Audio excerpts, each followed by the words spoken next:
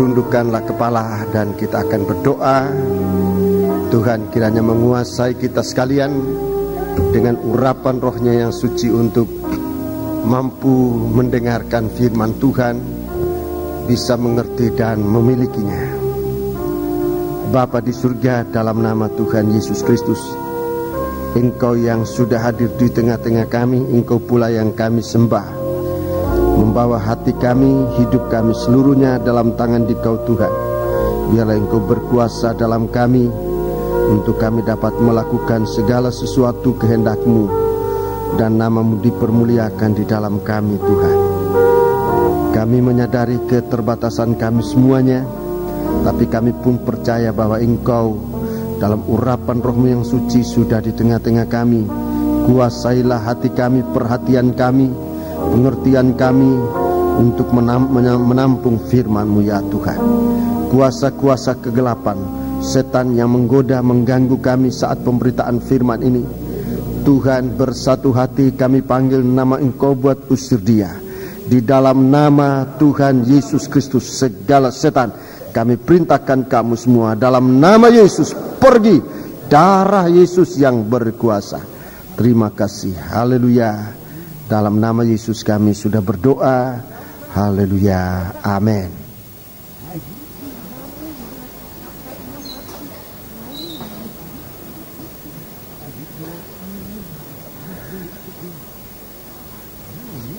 Sidang jemaat yang dikasihi Tuhan, saya menyampaikan salam sejahtera dan selamat berbahagia dalam menerima sabda Tuhan dalam nama Tuhan Yesus Kristus. Kita semakin dekat dengan hari-hari pelayanan kita kepada Tuhan untuk semakin hari semakin meningkat. Pelayanan ini untuk memperkenankan hati Tuhan dalam kehidupan kita sekalian. Banyak perkara-perkara yang menggoda kita, tetapi banyak perkara-perkara juga yang Tuhan berikan kepada kita untuk dinikmati, untuk berkemenangan dan menjadi satu kehidupan yang akan dipakai oleh Tuhan. Duduklah dengan tenang, saat ini kita akan siap mendengarkan firman Tuhan. Kita akan membuka dalam Alkitab kita, kitab Wahyu pasal 17. Kita akan mendengarkan bersama-sama dalam nama Yesus.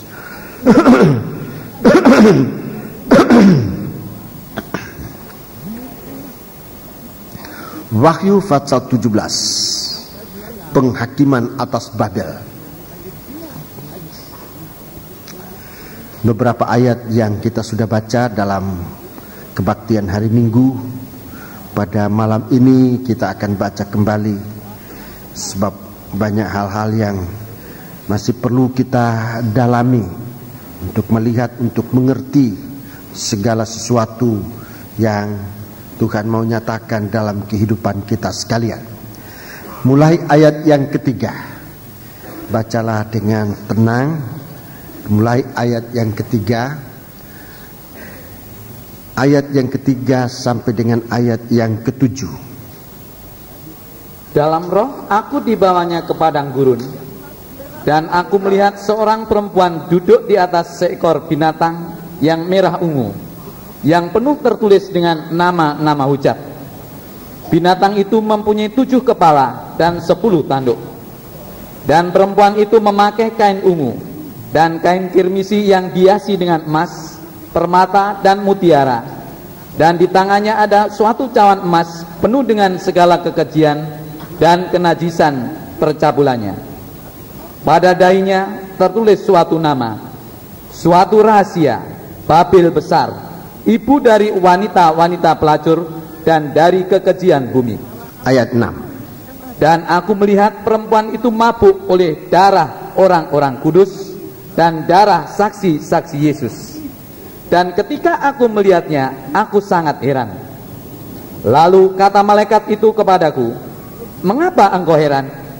Aku akan mengatakan kepadamu rahasia perempuan itu dan rahasia binatang yang memikulnya, binatang yang berkepala 7 dan bertanduk 10 itu. Iya, terima kasih. Suatu penampilan yang memang sangat aneh, suatu penampilan yang sangat aneh dan sudah sempat menjadi rahasia bagi manusia. Tidak seorang pun bisa mengerti tanpa diberitahu. Di sini malaikat yang sempat membawa Yohanes, Rasul Yohanes, ingin memberitahu tentang rahasia, dua rahasia. Rahasia perempuan itu itulah Babel, dan rahasia binatang yang memikulnya, binatang yang berkepala 7 dan bertanduk 10. Saudara-saudaraku, ini memang suatu hal yang begitu heran, begitu menakutkan, mengerikan. Heran karena mengerikan, seekor binatang dengan berkepala 7 dan bertanduk 10. Saudara-saudaraku, ada dua rahasia ini, rahasia binatang dan rahasia perempuan. Pada kebaktian hari Minggu, saya sempat menunjukkan dari tanda-tanda yang ada apa yang dimaksud dengan perempuan di sini, dan juga nanti akan dijelaskan apa yang dimaksud dengan binatang ini. Kedua-duanya ini sebetulnya satu kesatuan. Binatang ini dan perempuan ini adalah satu kesatuan. Kedua-duanya menampung segala dosa dan sudah melakukan segala dosa dan segala kejahatan. Saya istilahkan pada hari Minggu itu, di sana diakumulasikan segala dosa dan kejahatan, juga merupakan tempat akumulasi dari segala hukuman Allah. Keduanya ini, saudara-saudaraku, tampil dalam satu kesatuan. Ini rasanya tidak bisa dibantah. Dengan duduk di atas seekor binatang ini menunjukkan suatu kesatuan. Suatu kesatuan. Di dalam Alkitab pernah diceritakan merupakan kesaksian Yesus yang masuk ke Yerusalem baru. Masuk ke kota Yerusalem. Yesus masuk ke kota Yerusalem. Ia mengendarai seekor keledai. Jadi untuk membawa pengertian kita di sini, kita ambil bandingan ini. Yesus masuk ke kota Yerusalem mengendarai seekor keledai. Ceritanya saudara bisa, karena ini Bible study, rasanya kita tidak keberatan untuk melihat ayatnya, sekalipun kita tidak baca seluruhnya. Injil Matius pasal 21, saudara catat. Injil Matius pasal 21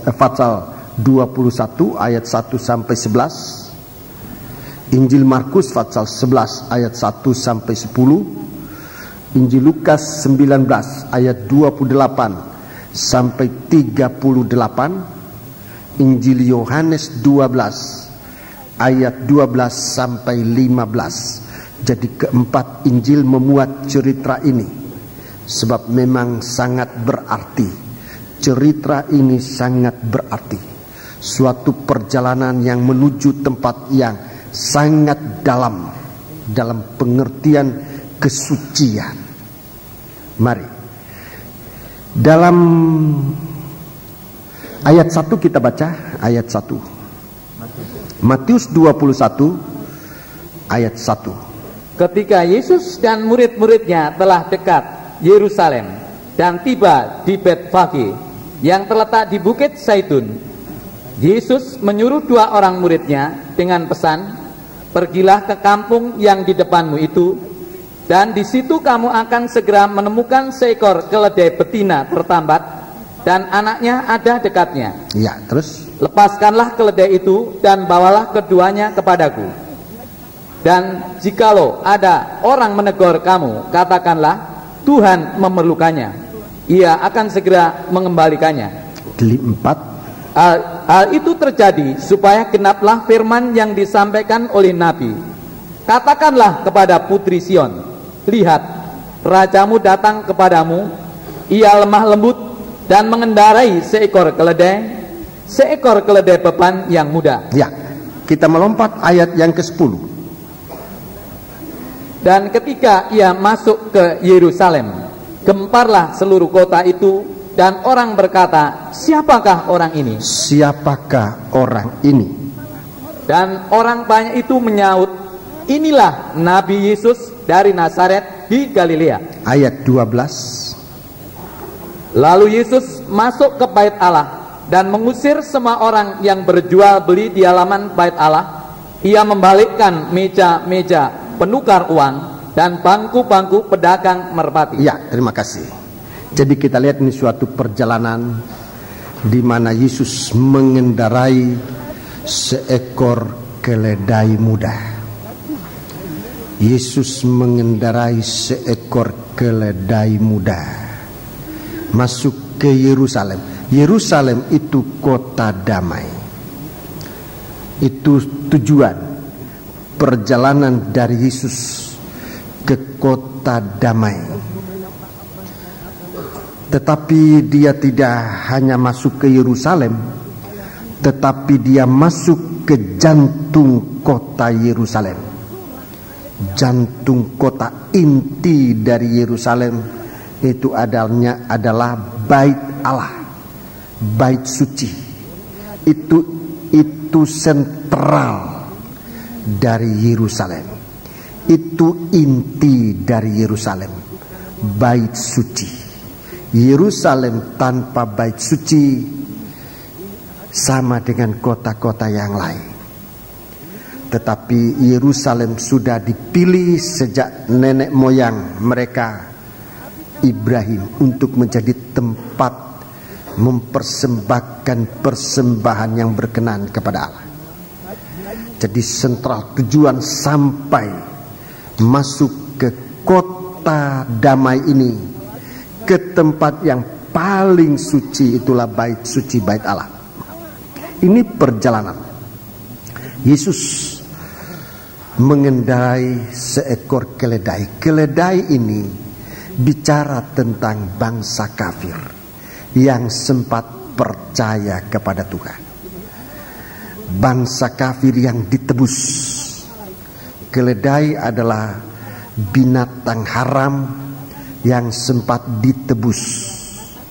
Dalam kitab Imamat pasal 11. Saudara catat saja di sana. Tentunya malam ini saya tidak bawa ke sana, akan terlalu jauh kita menyimpang. Tapi ini untuk menjelaskan, menunjukkan ayat-ayat ini dalam Imamat pasal 11. Di situ disebutkan binatang-binatang haram dan binatang-binatang halal. Binatang halal bukan hanya boleh dimakan, tetapi halal dalam arti boleh dipersembahkan kepada Tuhan. Demikian juga pengertian haram, memang tidak boleh dimakan dan tidak boleh dipersembahkan menjadi korban-korban persembahan. Unta salah satu binatang haram, tetapi di dalam kitab Keluaran dia disebut binatang yang sempat ditebus. Unta adalah binatang yang sempat ditebus oleh seekor anak domba. Unta itu adalah binatang yang sempat ditebus dengan seekor anak domba. Saudara Yakob bisa menemukan ayatnya segera. Kitab Keluaran. Kitab Keluaran. Mari kita membaca dalam kitab Keluaran.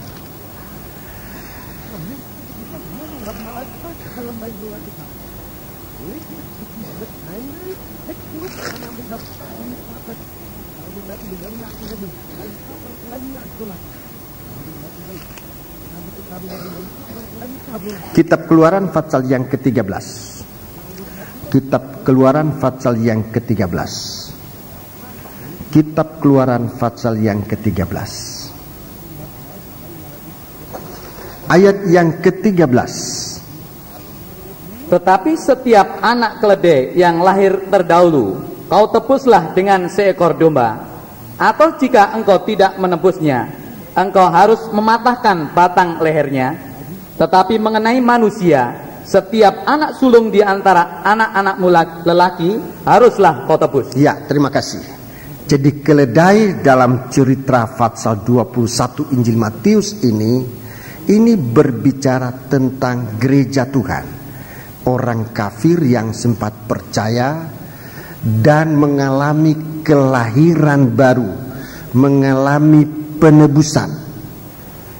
Saudara-saudaraku, yang lahir mula-mula ini bicara tentang kelahiran baru, ditebus dengan seekor anak domba. Ini bangsa kafir yang percaya kepada Yesus, menerima penebusan darah, penebusan dengan darah Yesus, dan dilahirkan baru, itulah baptisan air.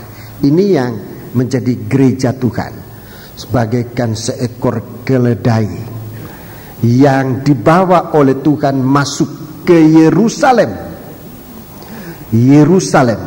Yerusalem sekarang yang kita tuju adalah Yerusalem baru, kota dari anak-anak sulung. Kota dari anak-anak sulung. Ini bicara tentang mempelai wanita.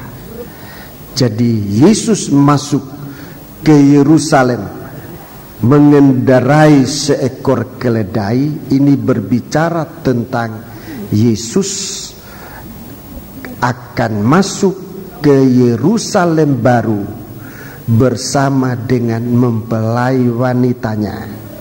Kalau kita ini mau dipakai oleh Tuhan, saya istilahkan istilah yang secara arti bahasa kurang enak didengar, tetapi membahagiakan kita kalau kita mengalami itu, yaitu kalau kita ini mau ditunggangi. Kalau kita mau ditunggangi oleh Yesus sebagai mempelai laki-laki, maka sebagaimana Yesus mengalami dipermuliakan. Dalam Kolose pasal 3 dikatakan kita juga akan dimuliakan bersama dengan Dia. Jadi saudara-saudaraku, kalau kita lihat dari cerita Injil Matius pasal 21 ini tentang Yesus mempelai laki-laki dan seekor keledai, itu satu kesatuan, saudara-saudaraku, satu kesatuan. Yesus yang mengendarai, Yesus yang memberikan, Yesus yang memberi arah pada perjalanan kita, saudara-saudaraku. Itu satu kesatuan antara mempelai pria dan mempelai wanita. Yesus Kristus, itulah mempelai wanitanya. Saudara-saudaraku, seperti kepala dan tubuh. Kepala dan tubuh. Yesus adalah kepala, tubuh itulah gereja Tuhan. Saudara-saudara yang dikasihi Tuhan, kita melihat di sini suatu kesatuan yang membahagiakan. Tapi di dalam Wahyu pasal 17, Wahyu pasal 17, seekor binatang ditunggangi seorang perempuan. Memang sangat terbalik, kondisi keadaan situasinya sangat berlawanan dengan Yesus naik keledai, Yesus mempelai pria. Di sini seorang perempuan menunggangi seekor binatang. Ini satu kesatuan. Ini suatu kesatuan, saudara-saudaraku. Binatang ini adalah daging. Binatang ini bicara tentang daging. Di dalam 1 Korintus pasal yang ke-15. 1 Korintus pasal yang ke-15. Wujud ini ada kita ketemukan di sana. Wujud ini, saudara-saudara. 1 Korintus pasal 15. Kita baca ayat 44 dan selanjutnya. Yang ditaburkan adalah tubuh alamiah. Ya. Yang dibangkitkan adalah tubuh rohaniah. Jika ada tubuh alamiah, maka ada pula tubuh rohaniah. Ada tubuh rohani. Jadi ada 2 tubuh di sini. Yang satu alamiah, yang satu rohani. Tubuh rohania. Baca terus. Seperti ada tertulis, manusia pertama Adam menjadi makhluk yang hidup, tetapi Adam yang akhir menjadi roh yang menghidupkan. Tetapi yang mula-mula datang bukanlah yang rohania, tetapi yang alamiah. Kemudian barulah datang yang rohania. 47. Manusia pertama berasal dari debu tanah dan bersifat jasmani. Manusia kedua berasal dari sorga. Makhluk-makhluk alamiah sama dengan dia yang berasal dari debu tanah, dan makhluk-makhluk surgawi sama dengan dia yang berasal dari sorga. Ya, jadi manusia alamiah ini berasal dari dunia ini, sementara manusia yang rohani itu, tubuh manusia yang rohani itu berasal dari surga. Ayat 49.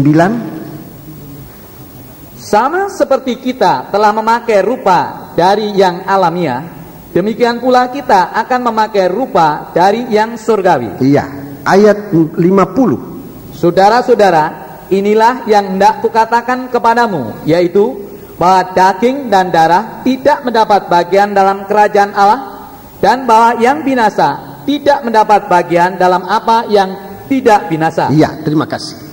Jadi 2 tubuh ini dalam satu pribadi.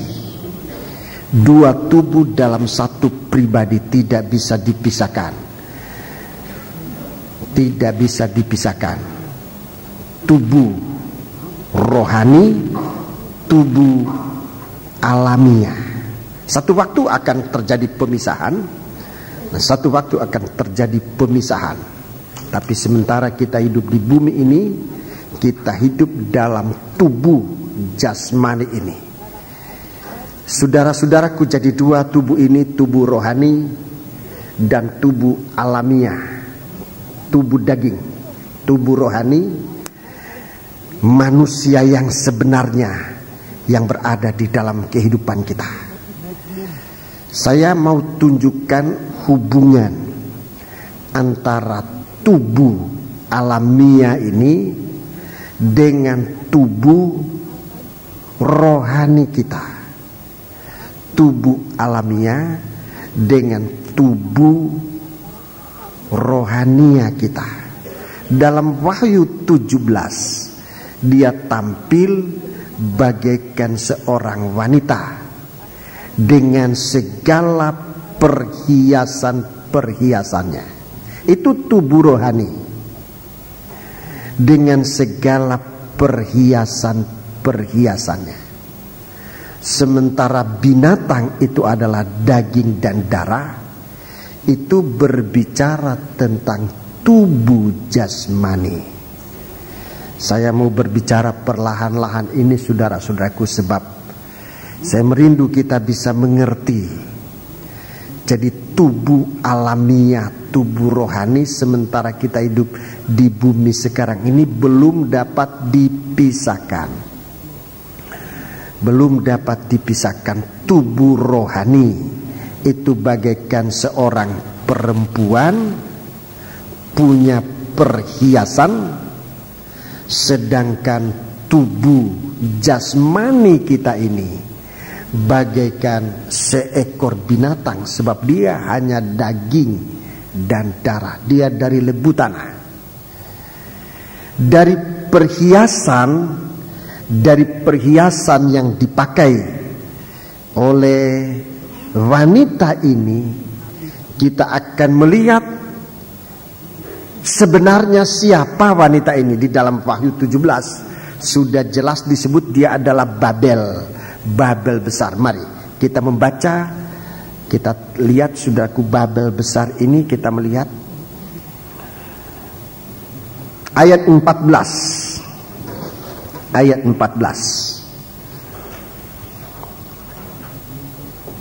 Mereka akan berperang melawan 17 ayat 4, bukan 14, 4. Dan perempuan itu memakai kain ungu dan kain kirmisi yang dihiasi dengan emas, permata dan mutiara, dan di tangannya ada suatu cawan emas penuh dengan segala kekejian dan kenajisan percabulannya. Iya.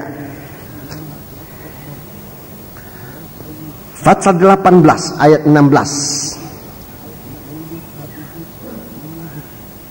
Mereka berkata, celaka, celaka kota besar yang berpakaian linan halus dan kain ungu dan kain kirmisi dan yang dihiasi dengan emas dan permata dan mutiara, sebab dalam 1 jam saja kekayaan sebanyak itu sudah binasa. Ya, jadi kita melihat di sini saudara-saudaraku, dari perhiasannya ini kita melihat bahwa wanita ini sangat bertentangan dengan pakaian seorang wanita yang dirindukan oleh Tuhan. Itulah gereja Tuhan. Kita membaca lebih dulu dalam surat 1 Timotius pasal 2. Surat 1 Timotius pasal yang kedua. Surat 1 Timotius pasal yang kedua. Ini wanita sesuai dengan apa yang dirindukan oleh Tuhan. Mari, 1 Timotius pasal yang kedua,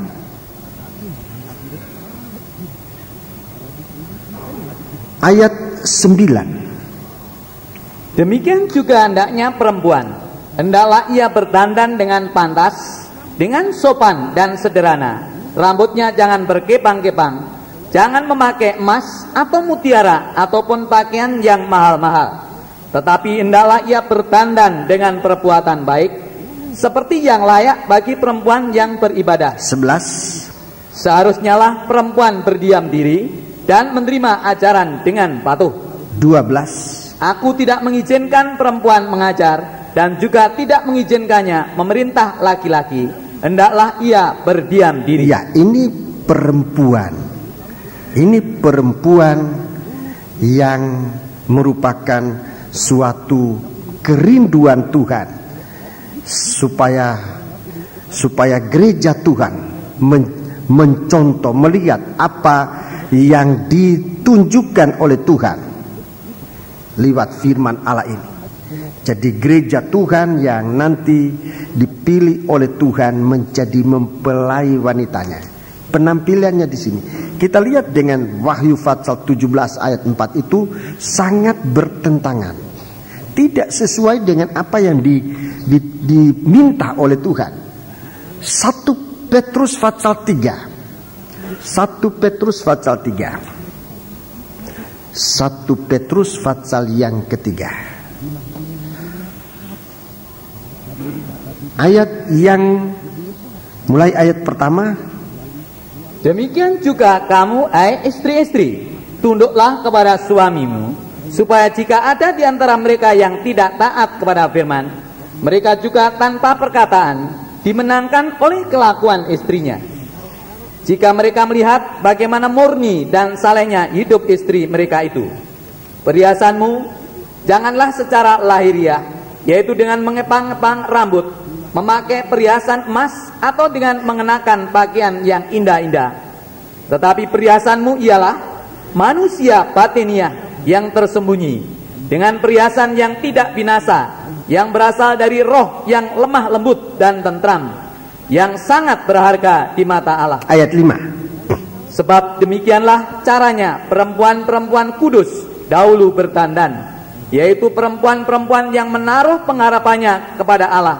Mereka tunduk kepada suaminya, sama seperti Sarah taat kepada Ibrahim dan menamai dia tuannya. dan kamu adalah anak-anaknya jika kamu berbuat baik dan tidak takut akan ancaman. Iya, terima kasih. Jadi kita sudah jelas melihat di sini, saudara-saudaraku, perempuan ini adalah suatu kehidupan rohani, kehidupan batinia dari anak-anak Tuhan, perempuan Babel yang kita baca dalam Wahyu 17 ini adalah kehidupan anak-anak Tuhan yang tidak mengikuti ketentuan-ketentuan dari firman.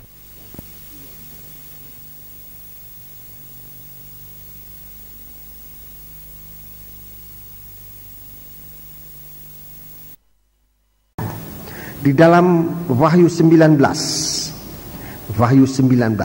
kita melihat di situ wanita yang disiapkan oleh Tuhan, yang perhiasannya bermula atau berdasarkan dengan kelakuan yang diam. Di sana dalam ayat 4 tadi, perhiasanmu manusia batinia yang tersembunyi dengan perhiasan yang tidak binasa, berasal dari roh lemah lembut dan tentram. Puncaknya kita baca dalam Wahyu 19 ayat yang ke-7 dan ayat yang kita baca ayat yang ke-8, ayat 7 dan 8. Marilah kita bersukacita dan bersorak-sorai dan memuliakan Dia, karena hari perkawinan anak domba telah tiba dan pengantinnya telah siap sedia. Ya, ini pengantin telah siap sedia. 8. Dan kepadanya dikaruniakan supaya memakai kain lenan halus yang berkilau-kilauan. Ya, kain lenan halus yang berkilau-kilauan dan yang putih bersih. Lenan halus itu adalah perbuatan-perbuatan yang benar dari orang-orang kudus. Ini mempelai wanita. Jadi dari lemah lembut dia meningkat terus sampai pada waktunya nanti pakaian itu pakaian lenan halus yang putih berkilau-kilauan. Sementara Babel besar ini kita tadi membaca pakaian lenan halus dalam ayat 16 pasal 18, tetapi tidak berkilau. Jadi jelas ada perbedaan. Anak-anak Tuhan, gereja Tuhan, nanti di satu waktu akhir akan kelihatan manusia yang tersembunyi di dalam hati ini, batin hati nurani kita ini. Bagaimana kita dikerjakan oleh Tuhan, bagaimana kita menerima penebusan oleh darah anak domba. Itu penting sekali. Bagaimana kita ditebus oleh darah anak domba, supaya kehidupan kita menjadi satu kehidupan yang disucikan oleh Tuhan. Bagaimana kehidupan kita dilahirkan baru, menjadi sulung dari segala sesuatu, yaitu menjadi mempelai wanita. Bagaimana kelahiran baru kita di hari-hari ini, saudara-saudaraku. Baptisan air yang kita sudah alami beberapa waktu yang lalu, sekarang harus ditingkatkan senantiasa dengan pembasuhan firman Allah. Seperti dulu kita diselamkan dalam air, baptisan air. Sesudah itu kita harus senantiasa dibasuh oleh firman Allah, menyelami firman Allah sedalam-dalamnya untuk dapat membaharui kehidupan kita selalu. Saudara-saudaraku, jadi kita lihat di sini, saudara-saudaraku, bicara tentang wanita dalam Alkitab ini, itu adalah kehidupan rohania kita, kehidupan batinia kita, tubuh rohania kita ini. Kalau tubuh rohania kita menjadi tubuh rohania yang lemah lembut dan pendiam, disebutkan dalam 1 Petrus pasal 3 tadi, itu artinya satu kehidupan yang dikerjakan oleh Tuhan. Di suatu waktu kita akan tampil menjadi mempelai wanita.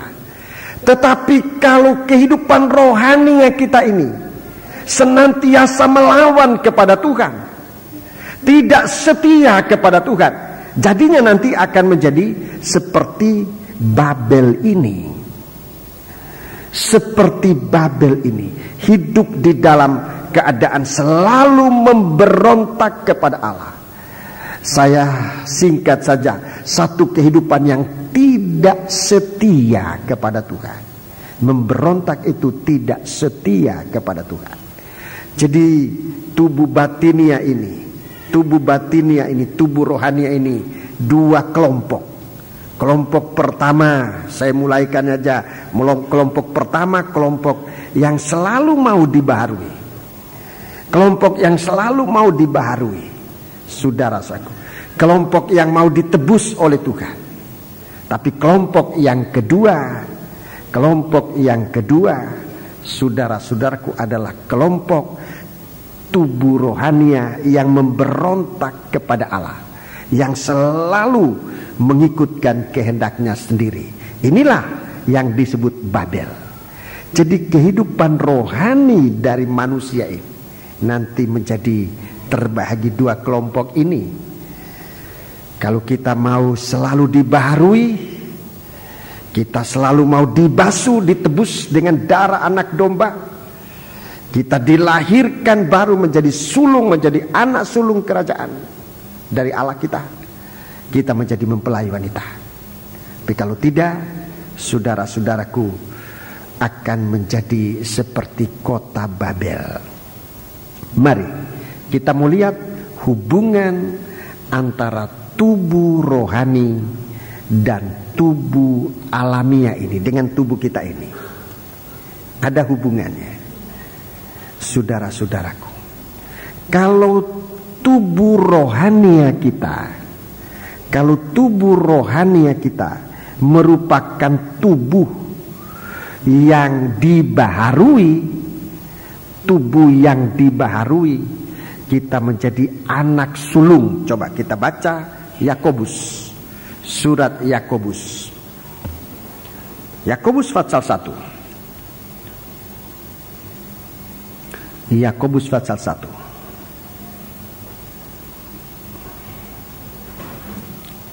ayat 16 sampai dengan 18. Saudara-saudara yang kukasihi, janganlah sesat. Setiap pemberian yang baik dan setiap anugerah yang sempurna datangnya dari atas, diturunkan dari Bapa segala terang. Padanya tidak ada perubahan atau bayangan karena pertukaran. Atas kehendaknya sendiri Ia telah menjadikan kita. Perkataan menjadikan ini arti asalinya harusnya melahirkan kita. Menjadikan ini melahirkan kita. Ayat 18. Atas kehendaknya sendiri Ia telah melahirkan kita oleh firman kebenaran. Ya, kita dilahirkan, kita dijadikan oleh firman kebenaran, supaya kita pada tingkat yang tertentu menjadi anak sulung di antara semua ciptaannya. Ya, jadi mengapa perkataan menjadikan ini, saudara-saudaraku, perkataan hakikinya adalah sebetulnya melahirkan kita menjadi anak sulung. Melahirkan menjadi anak sulung. Istilah anak sulung itu hubungannya dengan kelahiran. Melahirkan kita menjadi anak sulung dari ciptaannya, dibaharui oleh firman kebenarannya, dilahirkan oleh firman kebenaran. Kita setiap kali mendengar firman, saudara-saudaraku, ada kuasa Allah mengerjakan pembaharuan di dalam kita. Setiap kali mendengar firman Allah, kalau kita dapat menerima entah sepatah kata dari firman Allah, dia dapat membaharui kita, saudara-saudaraku. Dan kalau hidup kita dibaharui oleh Tuhan, kalau hidup kita dibaharui oleh Tuhan, perhatikan, tubuh jasmani kita, tubuh alamiah kita akan menjadi tempat kediaman. Saya ulangi ini, saya mohon saudara perhatikan. Kalau tubuh rohania kita ini sempat dilahirkan baru menjadi sulung dari segala ciptaan Tuhan, maka tubuh kita ini, tubuh yang kita miliki ini, tubuh jasmani kita, tubuh darah dan daging ini menjadi tempat kediaman dari tubuh alamiah kita. Tempat tubuh alamiah kita menjadi tempat kediaman dari tubuh rohania kita, menjadi tempat kediaman. Jadi ada satu kesatuan, saudara-saudaraku. Sebab itu kalau tubuh kita, tubuh jasmani kita ini didiami oleh tubuh rohania yang dilahirkan baru, saudara-saudaraku, maka tubuh kita, kehidupan kita ini dibela oleh Tuhan. Sebab dalam 1 Korintus pasal 2, 1 Korintus pasal yang kedua, mari kita menemukan lagi di sana istilah ini. 1 Korintus pasal yang kedua, kalau tubuh kita ini menjadi, kehidupan kita ini menjadi manusia yang rohani. Nah, mari kita baca ayat 15. Tetapi manusia rohani menilai segala sesuatu, iya. Tetapi ia sendiri tidak dinilai oleh orang lain. Terus, sebab siapakah yang mengetahui pikiran Tuhan sehingga ia dapat menasihati dia? iya. Jadi terus, tetapi kami memiliki pikiran Kristus. Ini manusia rohani.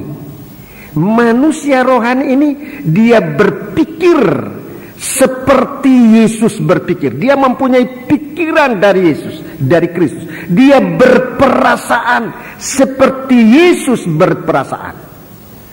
Saudara-saudaraku, ini manusia rohani. Ayat 14. Tetapi manusia duniawi tidak menerima apa yang berasal dari Roh Allah. Manusia duniawi, manusia alamiah tidak menerima apa yang berasal dari Roh Allah. Karena hal itu baginya adalah suatu kebodohan. Dan ia tidak dapat memahaminya, sebab hal itu hanya dapat dinilai secara rohani. Iya, terima kasih. Jadi kalau di dalam tubuh kita ini ada manusia rohani, bahwa di suatu waktu dalam ayat Fatsal 3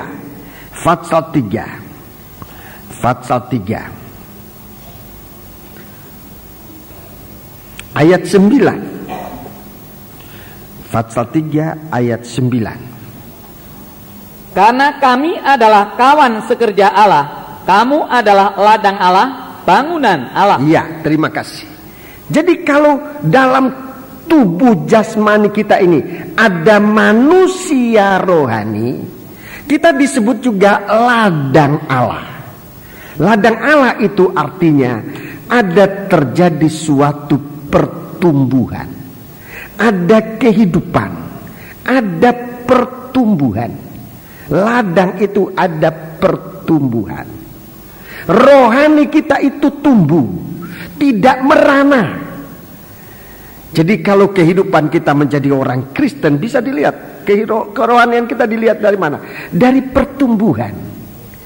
Kehidupan kalau kita menjadi manusia rohani, saudara-saudaraku, artinya di dalam tubuh jasmani kita ini berdiam manusia rohani yang dimiliki oleh Tuhan. Dia ada pertumbuhan, tidak merana. Dia ada pertumbuhan untuk sampai pada suatu waktu dia mengeluarkan buah-buah. Itu ladang. Itu ladang. Jadi ini ciri dari manusia rohani. Nomor 1, ada pertumbuhan. Ada pertumbuhan. Nomor 2, dia bangunan Allah. Dia masuk dalam pembangunan rumah Allah. Bangunan rumah Allah ini bicara tentang persekutuan. Bangunan itu bicara tentang persekutuan. Lihat saja, saya kasih contoh dari sebuah rumah itu terdiri dari berbagai-bagai macam bahan. Berbagai-bagai macam bahan. Dalam tabernakel juga berbagai-bagai macam bahan. Ada logam, ada dari kayu, ada dari batu-batuan dan sebagainya. Berbagai-bagai macam bahan yang disatukan menjadi satu bangunan rumah Allah. Jadi orang rohani itu salah satu tanda, dan ini tanda yang disebutkan dalam ayat 9 ini, dia suka bersekutu satu dengan yang lain. Bagaikan bahan bangunan, dia menyatu dengan bahan-bahan yang lain, tidak terlepas. Coba saudara lihat aja bangunan rumah ini, saudara-saudaraku, kayu, batu, apa saja menyatu. Kalau dia terlepas, dia bukan rumah lagi. Dia, kalau batu yang terlepas, dia menjadi batu kembali, dia bukan rumah lagi. Kalau kayu yang terlepas, dia menjadi kayu lagi, bukan rumah lagi. Tetapi bagaimanapun kecilnya sebiji kerikil, tapi kalau dia melekat dalam bangunan, dia disebut rumah. Dia disebut rumah. Jadi bicara tentang bangunan Allah ini adalah satu kehidupan yang selalu mau menyatu satu dengan yang lain. Disebut bangunan rumah Allah. Ini yang kedua ya. Jadi manusia rohani ini cirinya ada pertumbuhan. Ada pertumbuhan. Pelayanan kita, ibadah kita harus ada jelas, harus jelas pertumbuhannya. Pelayanan kita, ibadah kita, mulai dari ibadah kita ada pertumbuhannya. Jangan semakin hari semakin layu sampai kering. Tetapi satu kehidupan rohani, dia disirami. Coba saudara baca dalam ayat-ayat sebelumnya, dia sempat tumbuh, dia sempat disirami. Dia ladang yang menumbuhkan tanam-tanaman. Satu kehidupan rohani, dia suka dalam satu kesatuan. Bahkan itu harus merupakan arah dari ibadah kita, mengarah kepada pembangunan tubuh Kristus, rumah Allah. Tanda yang ketiga, ayat 17, ayat 16, tanda yang ketiga. Tidak tahukah kamu bahwa kamu adalah bait Allah, dan bahwa Roh Allah diam di dalam kamu? Roh Allah diam di dalam kamu. Terus, jika ada orang yang membinasakan bait Allah, maka Allah akan membinasakan dia, sebab bait Allah adalah kudus, dan bait Allah itu ialah kamu. Iya. Jadi saudara-saudaraku, kalau di dalam kehidupan kita ini ada manusia rohani, maka Roh Allah juga akan masuk tinggal di dalam kita. Roh Allah itu tinggal di dalam kita. Dan kalau Roh Allah, kalau firman Allah, kalau kasih Tuhan tinggal di dalam tubuh kita yang jasmani ini, saudara-saudaraku, kita hidup di dalam tubuh yang jasmani ini, maka sebenarnya tidak ada lagi yang kita khawatirkan. Sebab Tuhan memelihara kita. Memelihara kita di dalam tubuh kita yang jasmani ini. Semacam sekarang ini dunia masuk dalam krisis. Dan krisis ini saya tidak mau menakut-nakuti, tetapi memang begitulah perjalanan dari bumi ini, dunia ini. Dunia ini sedang lenyap. Dunia ini sedang lenyap. Artinya, kalau kita lihat krisis ini sesuai dengan arusnya dunia ini akan semakin memberat. Sekali lagi, saya bukan mau menakut-nakuti atau saya mau mengatakan apa-apa yang membuat kita resah. Tetapi Alkitab katakan demikian. Coba tolong baca 1 Yohanes 2 ayat 17. 1 Yohanes 2 ayat 17. 1 1 Yohanes 2 ayat 17. Dan dunia ini sedang lenyap Dunia dengan keinginannya. ini sedang lenyap, bukan akan lenyap. Dunia ini sedang lenyap dengan segala keinginannya. Tetapi orang yang melakukan kehendak Allah tetap hidup selama-lamanya. Siapa orang yang melakukan kehendak Allah ini? Itulah manusia batinia kita yang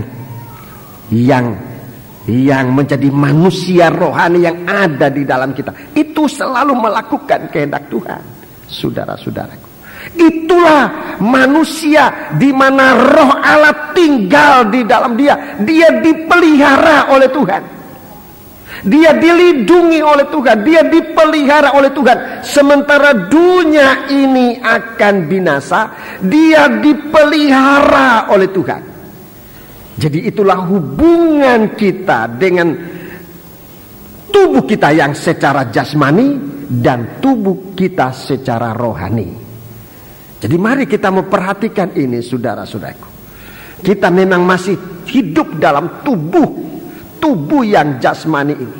Tetapi kalau di dalam tubuh jasmani ini ada satu kehidupan tubuh rohani yang taat, yang dengar-dengaran kepada Tuhan, maka tubuh kita ini pun dipelihara oleh Tuhan. Sebab di dalam tubuh kita ada roh Allah, saudara-saudara, tinggal bersama dengan kita.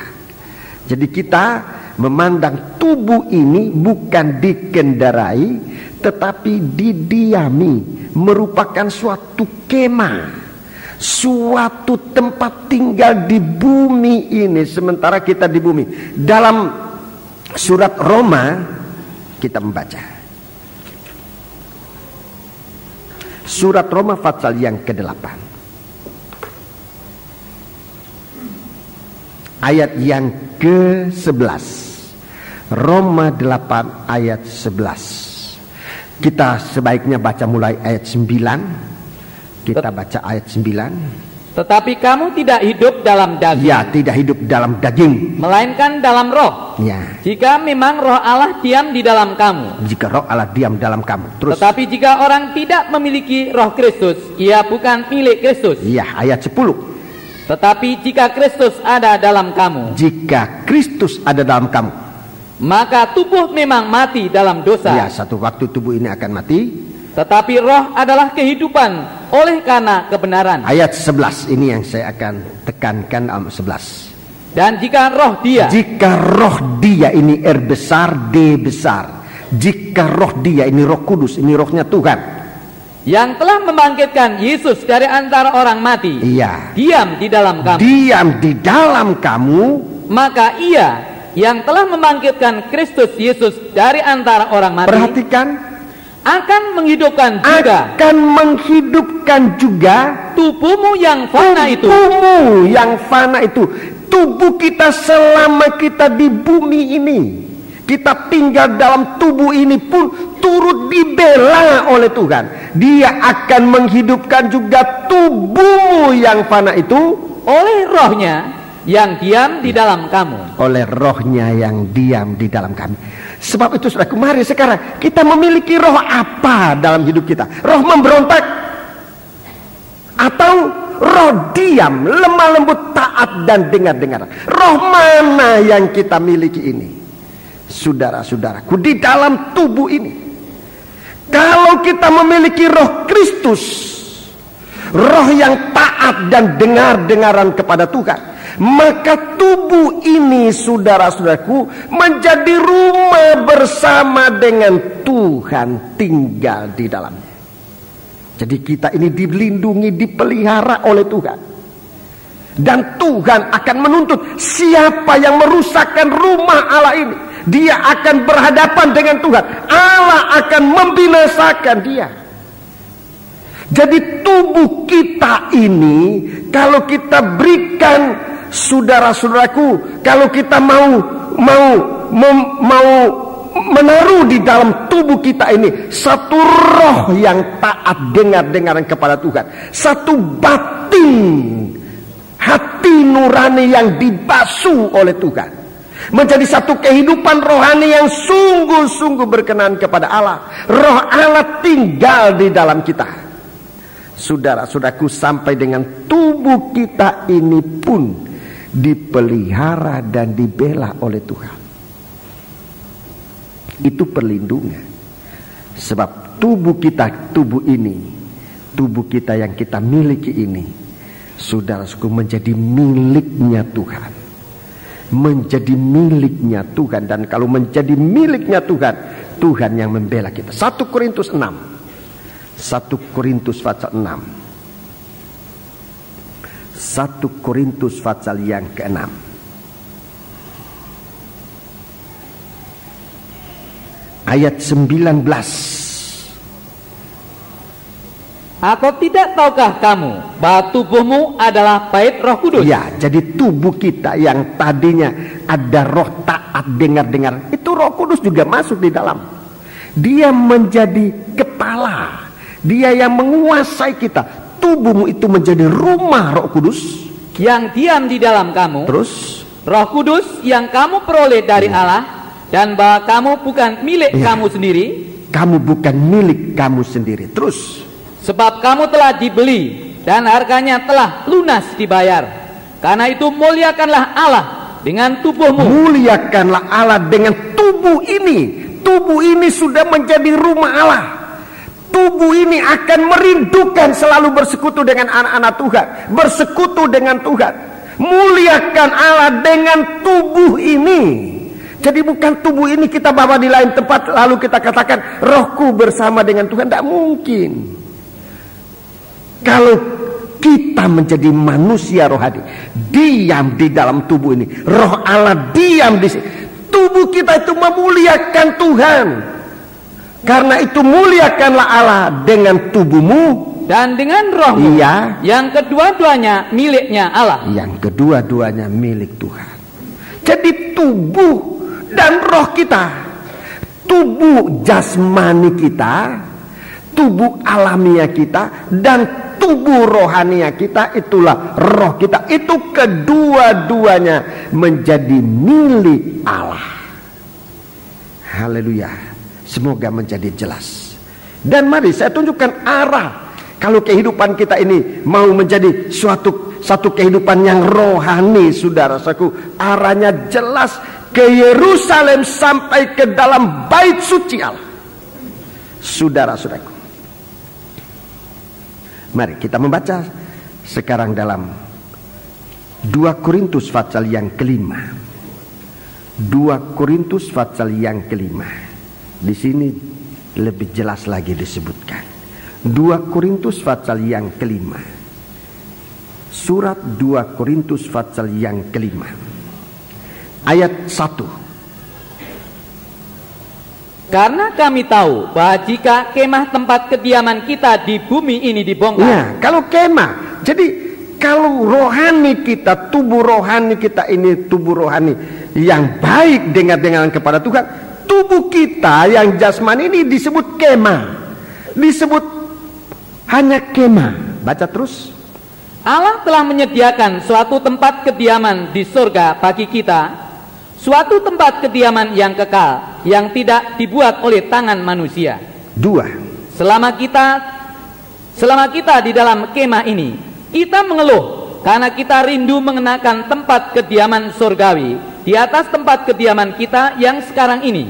Sebab dengan demikian kita berpakaian dan tidak kedapatan telanjang.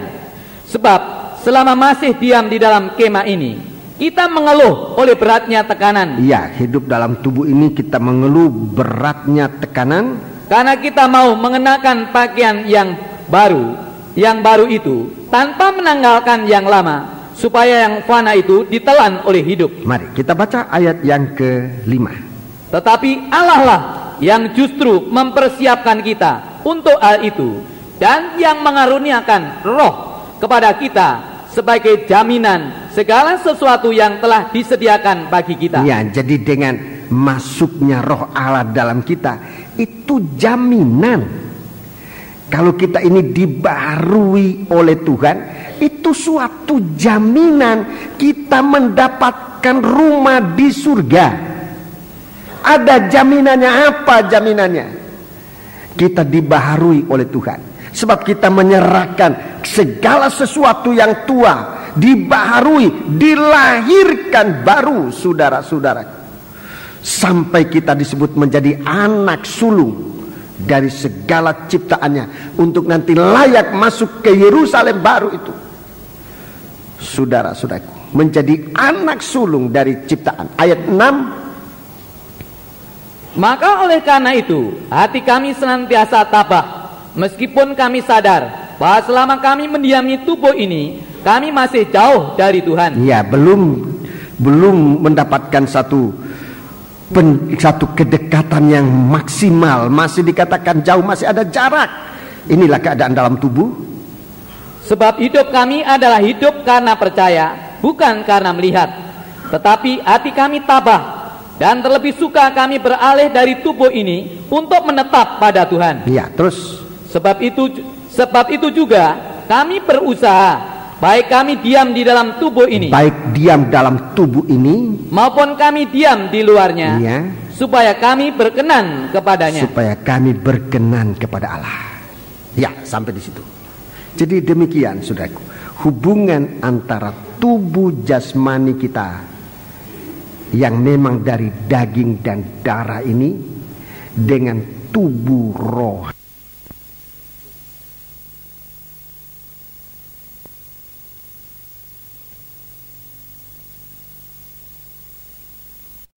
Semakin hari semakin diubahkan, saudara-saudaraku, supaya satu waktu kita disebut menjadi anak sulung layak masuk ke Yerusalem. Surat Ibrani, surat Ibrani,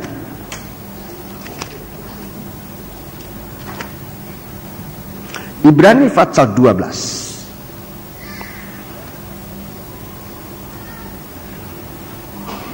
Surat Ibrani pasal 12 ayat 22 dan 23.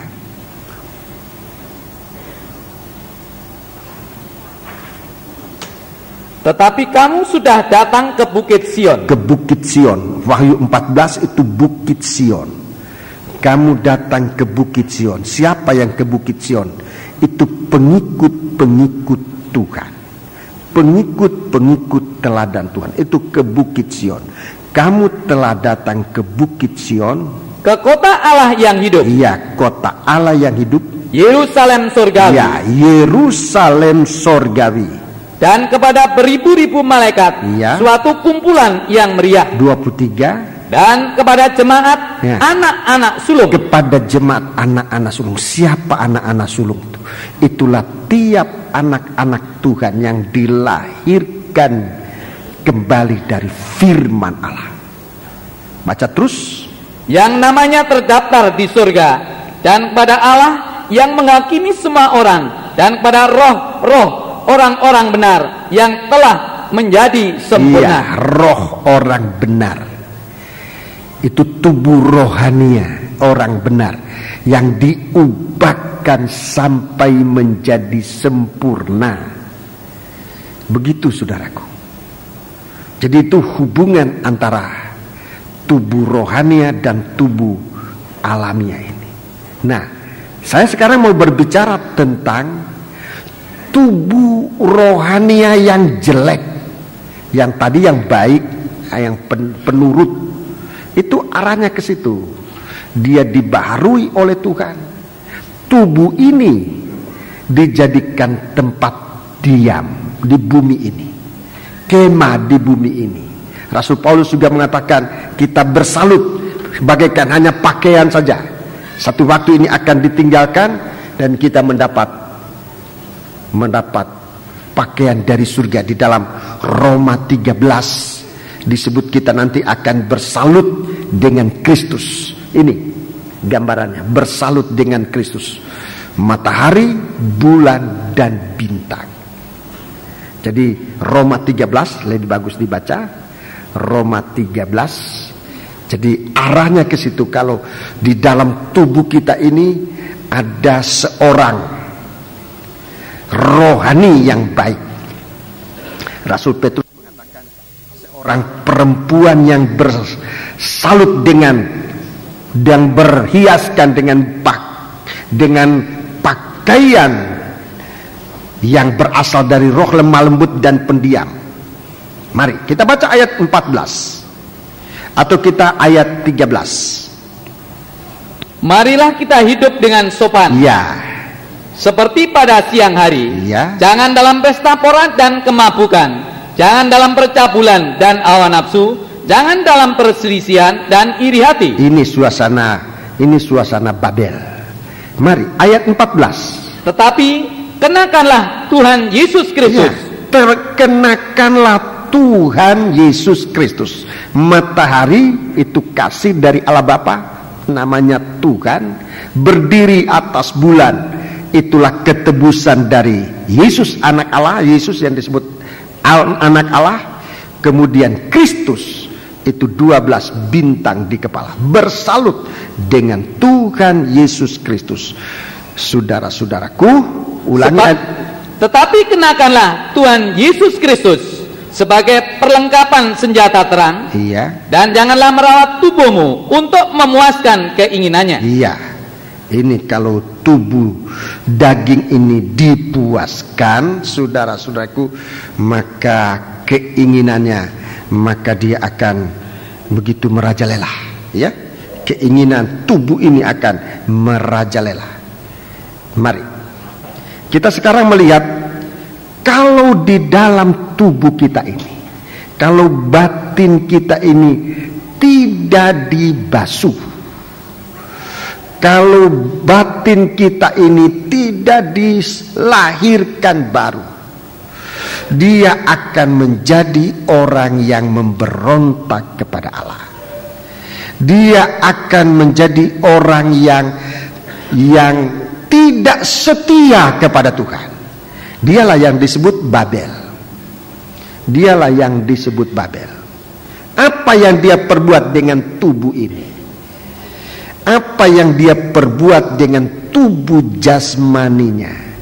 Jadi kalau di dalam kehidupan kita ini ada tubuh rohania, ada batinia yang tidak dibaharui, yang tidak dibaharui, tidak dibasuh, saudara-saudaraku, baptisan air ini membasuh. Baptisan air membasuh hati nurani, batin, tubuh rohania kita itu yang dibasuh. Kalau tidak dibasuh, tubuh jasmani ini, saudara-saudaraku, akan menjadi begitu buas.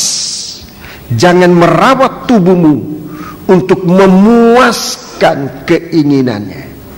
Pernah saya katakan, memuaskan ini sebetulnya membuaskan keinginannya. Daging itu jadi buas. Nah, dalam Wahyu 17 jelas kita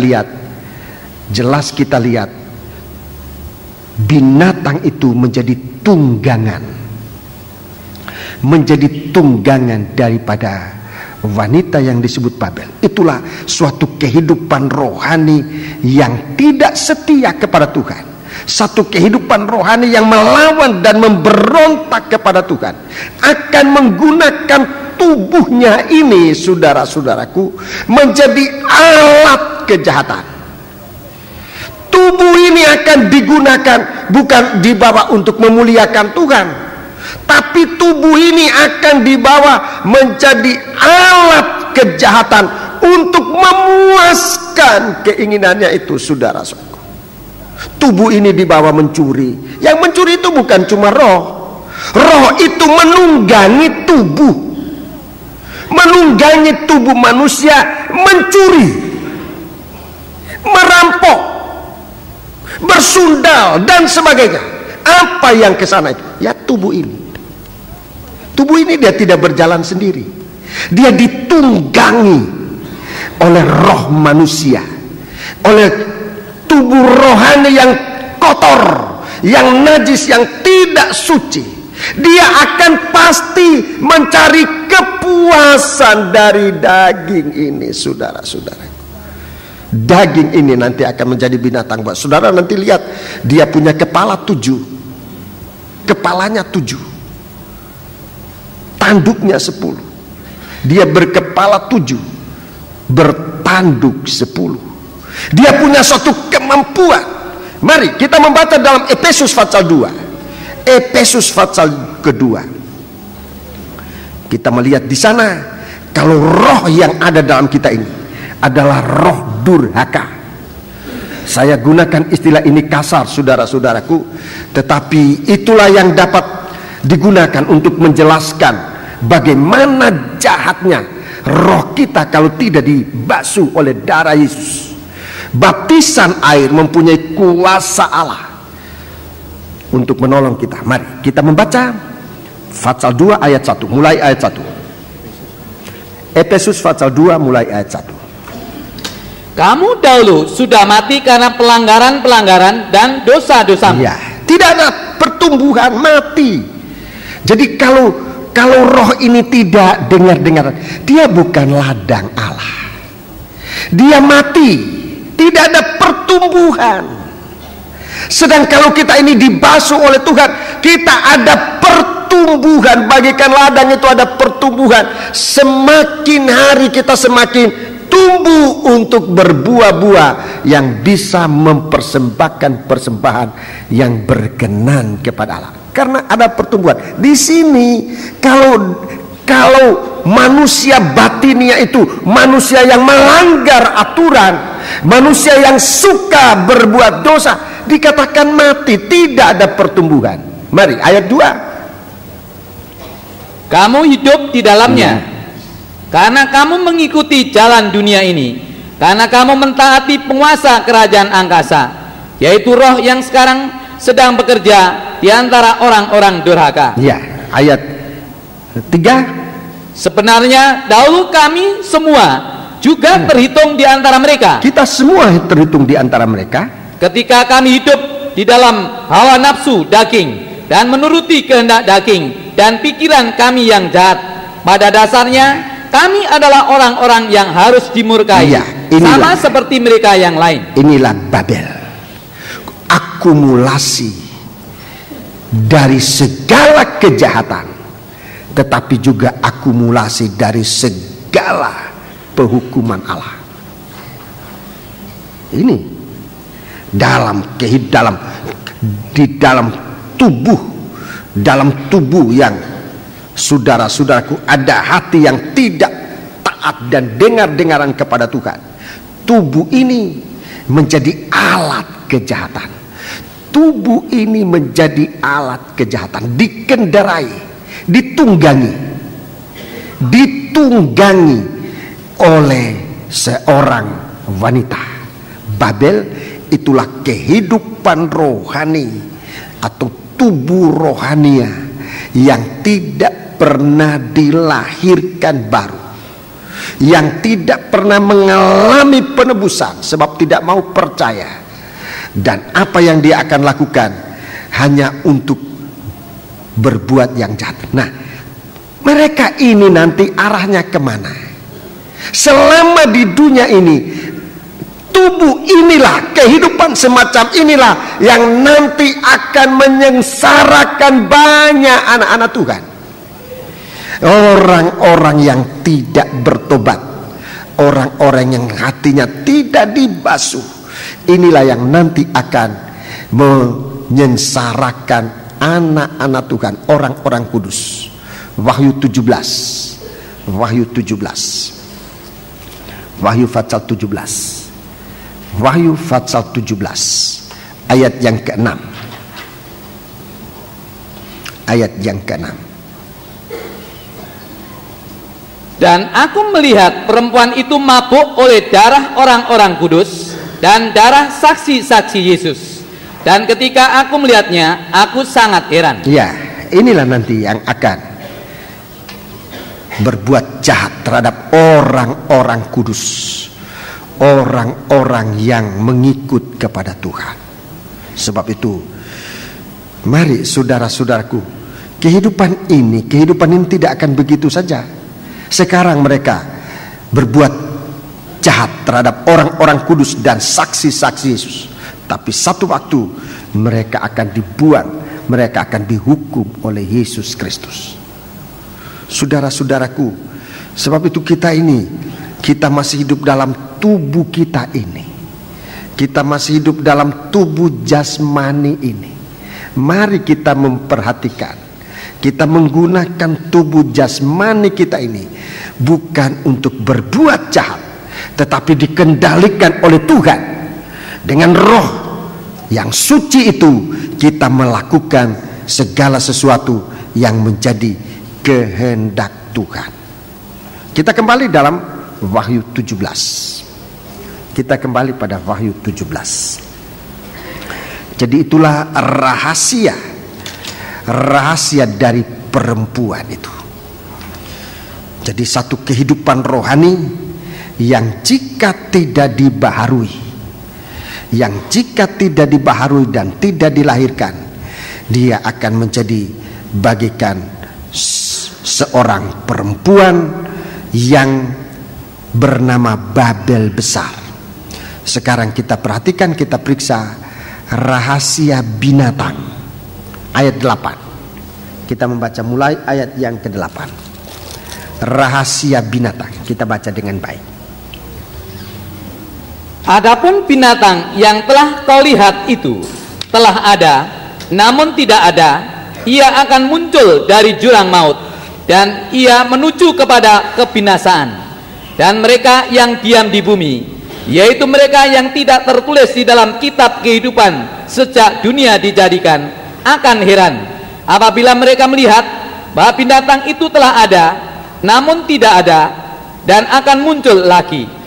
Yang penting di sini ialah akal yang mengandung hikmat. Akal yang mengandung hikmat. 7. Ketujuh kepala itu adalah 7 gunung yang di atasnya perempuan itu duduk. Ketujuhnya adalah juga 7 raja. 5 diantaranya sudah jatuh, yang 1 ada, dan yang lain belum datang. Dan jika ia datang, ia akan tinggal seketika saja. Dan binatang yang pernah ada dan yang sekarang tidak ada itu, ia sendiri adalah raja ke-8. Dan namun demikian, 1 dari ke-7 itu ia menuju kepada kebinasaan. Dan ia menuju kepada kebinasaan. Terus. Dan ke-10 tanduk yang telah kau lihat itu adalah 10 raja yang belum mulai memerintah, tetapi 1 jam lamanya mereka akan menerima kuasa sebagai raja bersama-sama dengan binatang itu. Mereka seia sekata, kekuatan dan kekuasaan mereka berikan kepada binatang itu. Mereka akan berperang melawan anak domba, tetapi anak domba akan mengalahkan mereka, karena ia adalah Tuan di atas segala tuan, Raja di atas segala raja. Mereka bersama-sama dengan dia yang akan menang, yaitu mereka yang terpanggil, yang telah dipilih, dan yang setia. Lalu ia berkata kepadaku, semua air yang telah kau lihat, di mana wanita pelacur itu duduk, adalah bangsa-bangsa dan rakyat banyak, dan kaum dan bahasa. Dan ke-10 tanduk yang telah kau lihat itu serta binatang itu akan membenci pelacur itu, dan mereka akan membuat dia menjadi sunyi dan telanjang, dan mereka akan memakan dagingnya dan membakarnya dengan api. Sebab Allah telah menerangi hati mereka untuk melakukan kehendaknya dengan seia sekata, dan untuk memberikan pemerintahan mereka kepada binatang itu, sampai segala firman Allah telah digenapi. Dan perempuan yang telah kau lihat itu adalah kota besar yang memerintah atas raja-raja di bumi. Iya, terima kasih. Ini rahasia binatang, saudara-saudaraku. Puncaknya dalam ayat yang ke-16. Puncaknya ayat yang ke-16. Dan ke-10 tanduk yang telah kau lihat itu serta binatang itu akan membenci pelacur itu, dan mereka akan membuat dia menjadi sunyi dan telanjang, dan mereka akan memakan dagingnya dan membakar dengan api. Ini puncak perwujudan dari binatang ini. Singkatnya, tidak pernah puas. Ini singkatnya, tidak pernah puas. Ini untuk memberikan kita isyarat, memberi kita isyarat hidup kita ini bagaimana. Hidup yang tidak pernah puas. Ini berarti roh kita ini mengendarai binatang, dan itu berarti roh kita perlu dibasuh. Roh kita perlu dibasuh. Roh kita perlu dibasuh untuk bisa beribadah kepada Tuhan. Jadi kalau dalam hidup kita di bumi ini masih tinggal memang dalam daging ini, dan tidak pernah merasa puas dengan apa yang diberikan oleh Tuhan kepada kita, ini isyarat apa yang ada di dalam hati kita, saudara-saudaraku.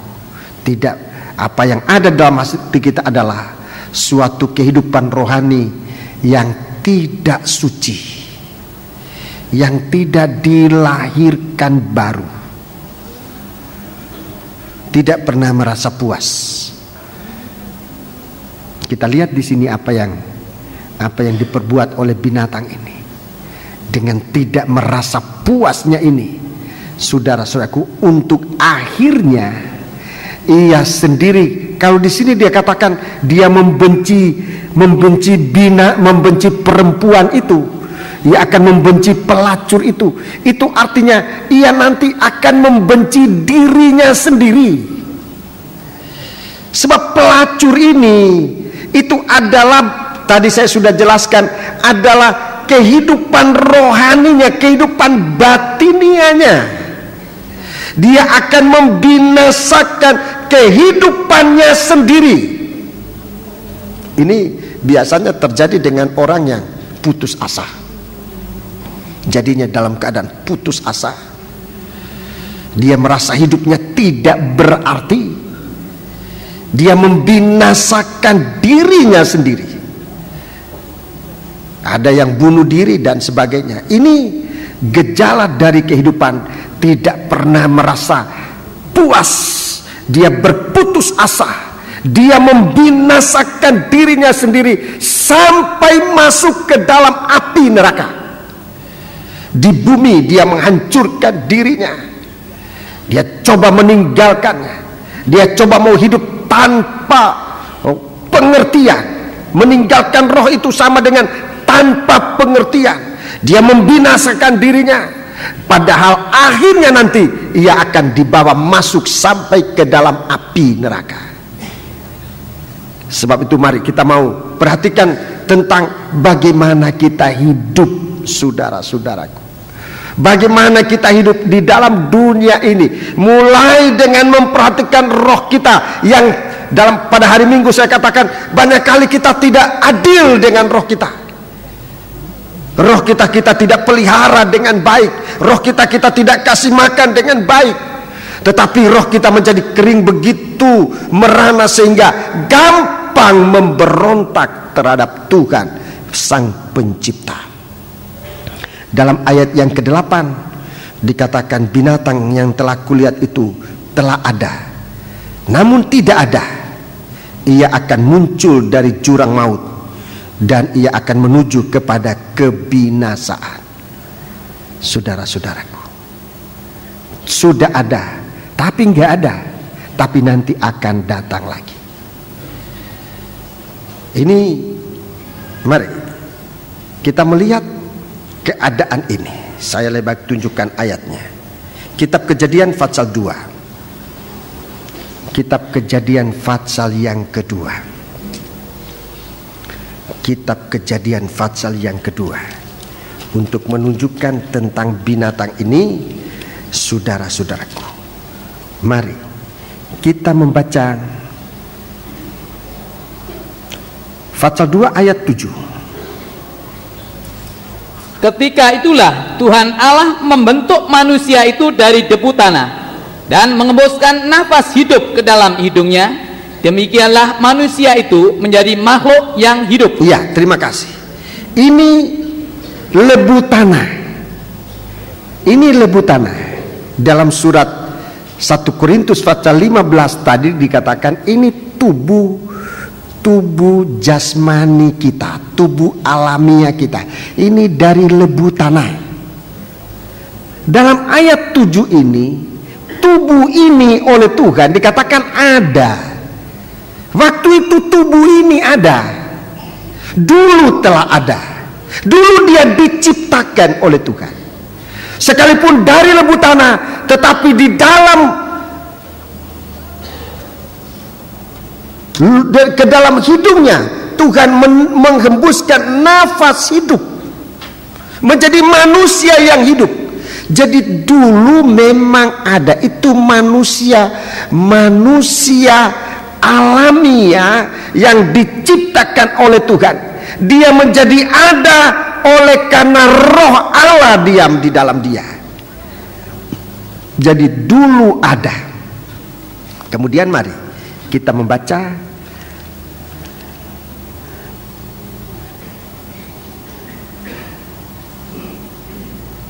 ayat yang ke-15. Tuhan Allah mengambil manusia itu dan menempatkannya dalam Taman Eden untuk mengusahakan dan memelihara taman itu. Baca terus. Lalu Tuhan Allah memberi perintah ini kepada manusia: semua pohon dalam taman ini boleh kau makan buahnya dengan bebas, tetapi pohon pengetahuan tentang yang baik dan yang jahat itu janganlah kau makan buahnya, sebab pada hari engkau memakannya pastilah engkau mati. Pastilah engkau mati. Dari ada menjadi tidak ada, ya, mati. Dari tadinya ada, oleh karena perbuatan dosa di hadapan Tuhan menjadi tidak ada, mati. Dalam pasal 3 tentang kejatuhan manusia dalam dosa. Dalam pasal 3 kejatuhan manusia dalam dosa. Jadi kalau hanya tubuh ini dalam Kejadian pasal 6, mari kita baca Kejadian pasal 6. Kejadian pasal 6 ayat yang ketiga. Kejadian pasal 6 ayat yang ketiga. Berfirmanlah Tuhan, Rohku tidak akan selama-lamanya tinggal di dalam manusia, karena manusia itu adalah daging, tetapi umurnya akan 120 tahun saja. Ya, dalam terjemahan lama, dalam terjemahan bahasa Indonesia ditulis demikian: maka firman Tuhan bahwa Rohku tidak akan berbantah-bantah selama-lamanya dengan manusia, karena hawa nafsu jua adanya. Ini bagi Tuhan dikatakan bukan apa-apa, hanya daging.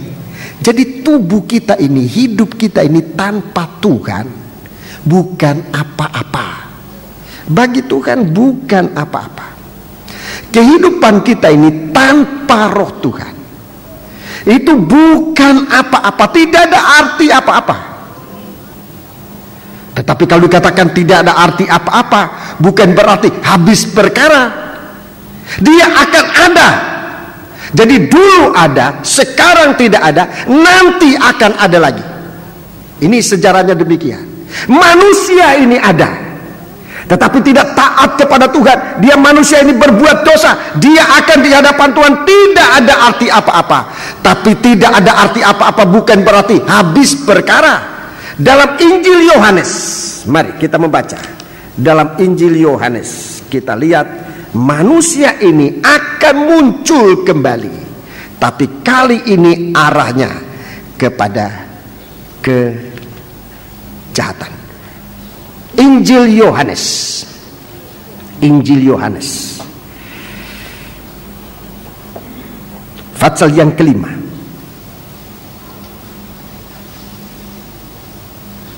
Injil Yohanes pasal yang kelima, mulai ayat yang ke-25.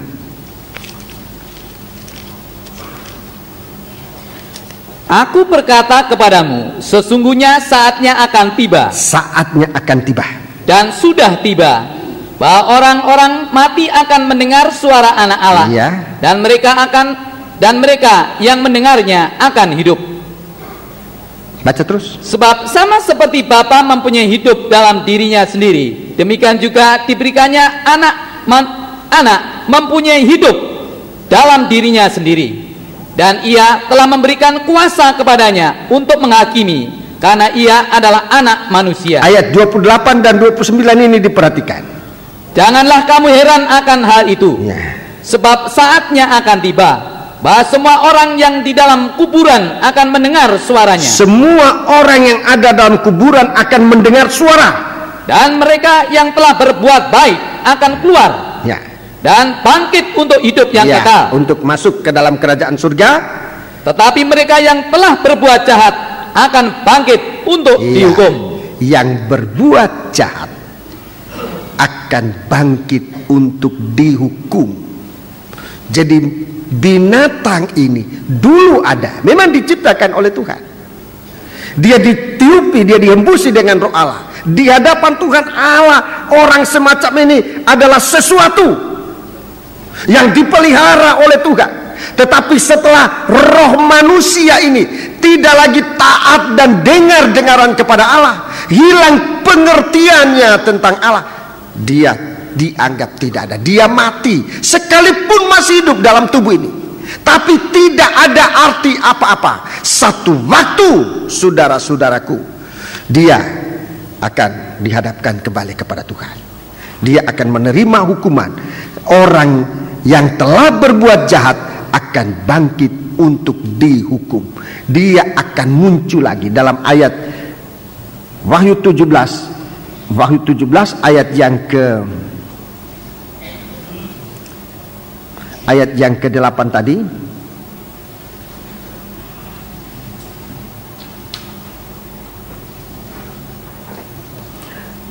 Adapun binatang yang kau lihat itu telah ada, namun tidak ada, ia akan muncul dari jurang maut. Ini saat kebangkitan orang-orang mati. Dia akan muncul pada kebinasaan. Ini hukuman. Itu dalam Wahyu Fatsal yang ke-19, Wahyu Fatsal yang ke-20, ya, 19 dan Wahyu Fatsal 20. Kita baca dalam Wahyu Fatsal 20.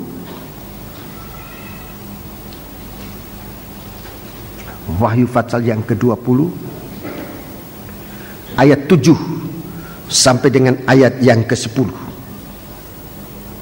Dan setelah masa 1000 tahun itu berakhir, iblis akan dilepaskan dari penjara. Dari penjaranya. Iya, ini dari lubang yang tidak terduga dalamnya. Terus?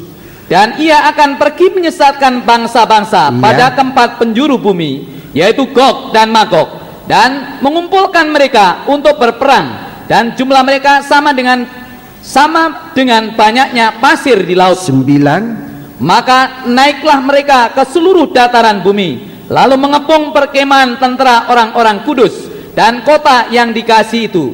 Tetapi dari langit turunlah api yang menghanguskan mereka. Iya. Terus 10. Dan iblis yang menyesatkan mereka dilemparkan ke dalam lautan api dan belerang, yaitu tempat binatang dan nabi palsu itu, dan mereka disiksa siang malam sampai selama-lamanya. Iya, itulah kehidupan. Kehidupan kalau kita tidak menggunakan dengan sebaik-baiknya. Kita hidup dalam tubuh ini sekali Tuhan izinkan. Jangan berbuat jahat.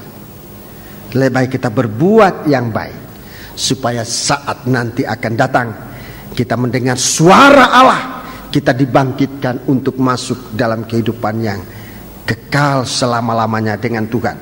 Sementara tubuh yang disalahgunakan, yang sudah jadi seekor binatang yang ditunggangi oleh satu kehidupan rohani yang tidak suci, satu kehidupan rohani yang tidak dilahirkan baru, itu nanti akan bangkit dan akan dicampakkan ke dalam api neraka siang dan malam sampai selama-lamanya. Sebab itu saudaraku, kita perhatikan, masih beberapa hal yang akan saya terangkan mengenai binatang ini. Tapi tentunya waktu kita tidak mengizinkan pada hari ini. Kita berdoa semoga Tuhan berikan kita kesempatan untuk bisa mengikutinya.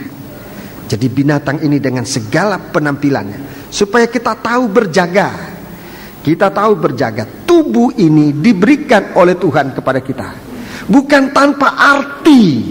Ada, sekalipun ini tubuh daging, tapi ada, bukan tidak ada. Tubuh ini harus ada. Dan kalau di dalam tubuh ini berdiam roh yang taat dan dengar-dengaran kepada Tuhan, tubuh ini akan tetap ada gunanya sampai Tuhan datang. Dia akan diubahkan oleh Tuhan seluruhnya menjadi sempurna. Jangan menjadi tidak ada. Begitu manusia berbuat dosa, dia bukan apa-apa lagi. Begitu manusia berbuat dosa di hadapan Tuhan, dia mati, dia tidak ada apa-apa lagi. Tapi perkataan tidak ada bukan berarti habis perkara, sebab dia harus bangkit untuk mempertanggungjawabkan segala perbuatan jahat itu, untuk menuju kepada kebinasaan. Jadi dari ayat-ayat ini, kalau kita lihat ayat-ayat di dalam Alkitab, kita melihat sangat jelas, saudara-saudara. Jadi tubuh jasmani ini jangan digunakan untuk berbuat dosa, tetapi biar kita menjadi satu roh dengan Tuhan. Sebab kalau kita berbuat dosa, kita akan menjadi satu daging dengan dosa itu. Dia itu yang nanti akan dihukum oleh Tuhan. Puji Tuhan. Berdoa supaya Tuhan memberikan penjelasan dalam Roh Kudus. Kemampuan saya untuk menjelaskan saya sudah berikan semaksimal mungkin, tetapi saya merasa masih banyak kekurangan. Saudara berdoa biarlah Roh Kudus memberikan penjelasan lebih jelas. Masih ada beberapa hal mengenai binatang ini yang akan saya terangkan segala tabiat-tabiatnya, untuk kita dapat berjaga dengan sebaik-baiknya. Mari kita berdiri. Pelayan-pelayan perjamuan suci, silakan segera maju ke depan. Nyanyian rohani 131. Nyanyian rohani 131 di hadapan hadirat.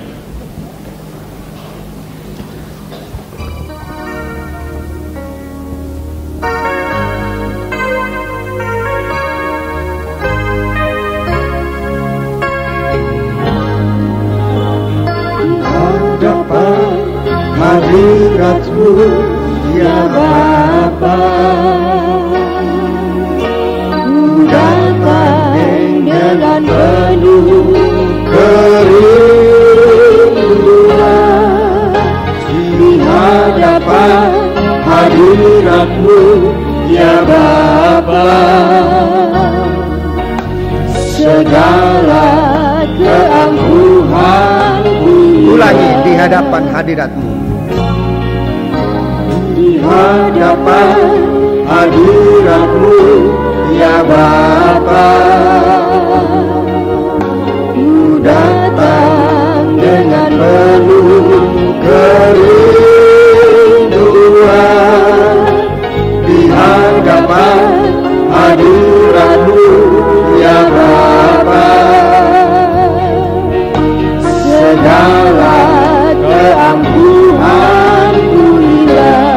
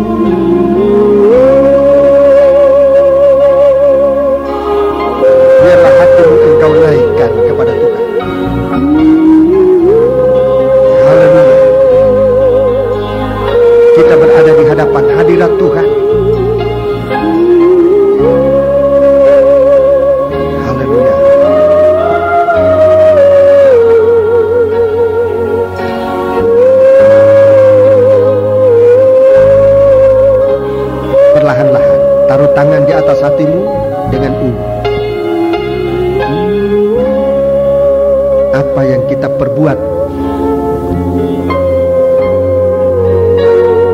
Pertama dengan roh kita. Haleluya. Apakah kita keliru terhadap roh kita? Akan membuat segala perbuatan kita akan ditandai dengan hawa nafsu yang akan dihukum oleh Tuhan. Angkat tanganmu, sembah Allah. Bawalah rohmu kepada Tuhan. Haleluya, haleluya. Dengan kebenaran dari Tuhan dan dalam rohnya. Haleluya, haleluya. Sembahlah Tuhan. Haleluya, haleluya. Haleluya, haleluya. Di hadapan Tuhan kita menghadap apa yang sudah dilakukan oleh tubuh ini. Haleluya, haleluya. Sekarang masih mendapat kesempatan. Kalau kita sudah mendengar firman, supaya kita dibangkitkan bukan untuk dihukum, haleluya, tetapi supaya kita menerima kehidupan yang kekal bersama dengan Dia. Haleluya, haleluya, haleluya, haleluya, haleluya, haleluya.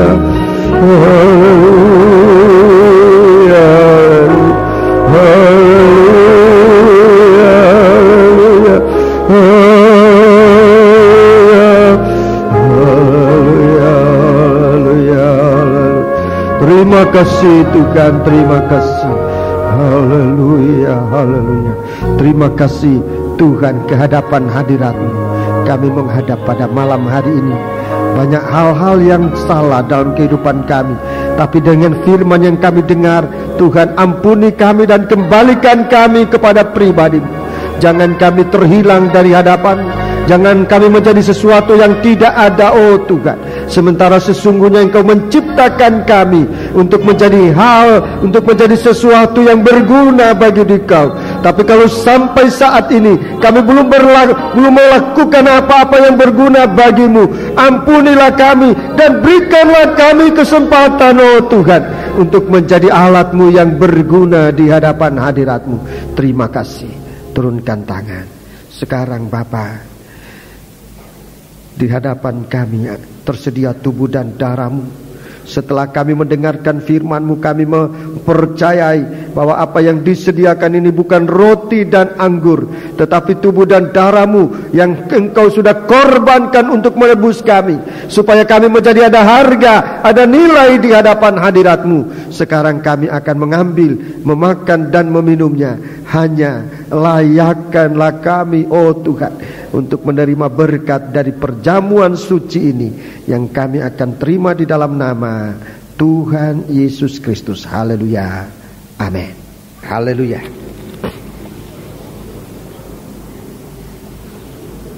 Biarlah roh kita kuat di hadapan Tuhan dengan makanan rohani yang kuat pula mendewasakan kita. Haleluya. Dengarkan firman Tuhan. Sebab apa yang telah kuteruskan kepadamu telah aku terima dari Tuhan, yaitu bahwa Tuhan Yesus pada malam waktu Ia diserahkan mengambil roti, dan sesudah itu Ia mengucap syukur atasnya, Ia memecah-mecahkannya dan berkata, dengarkan baik-baik, inilah tubuhku yang diserahkan bagi kamu. Perbuatlah ini menjadi peringatan akan aku. Kita makan bersama-sama dengan percaya dalam nama Yesus.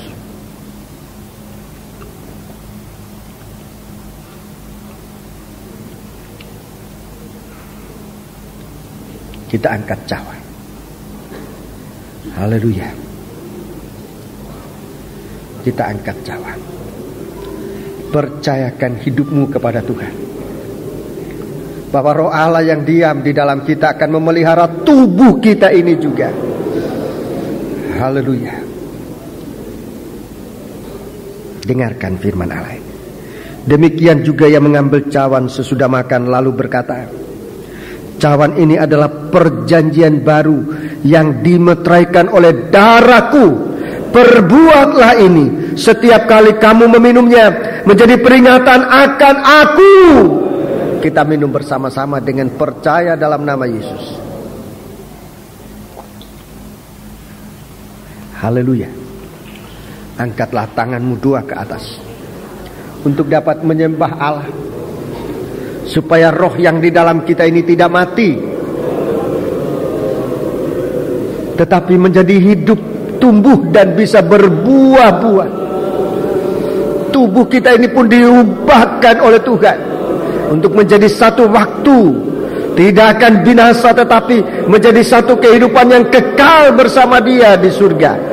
Haleluya, haleluya. Terima kasih Tuhan, karena berapa banyak kali kamu makan roti ini dan minum dari cawan ini, kamu memberitakan kematian Tuhan sampai Ia datang kembali. Haleluya. Terima kasih Tuhan. Haleluya, haleluya.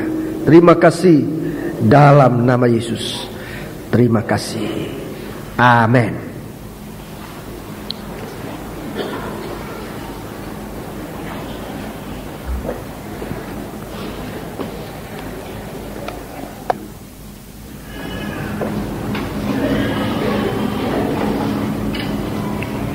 Bersama kita menundukkan kepala. Bapa di surga, dalam nama Tuhan Yesus Kristus, kami mengucap syukur buat berkat malam ini. Saatnya kami akan kembali, kiranya berkat-Mu tetap bersama kami.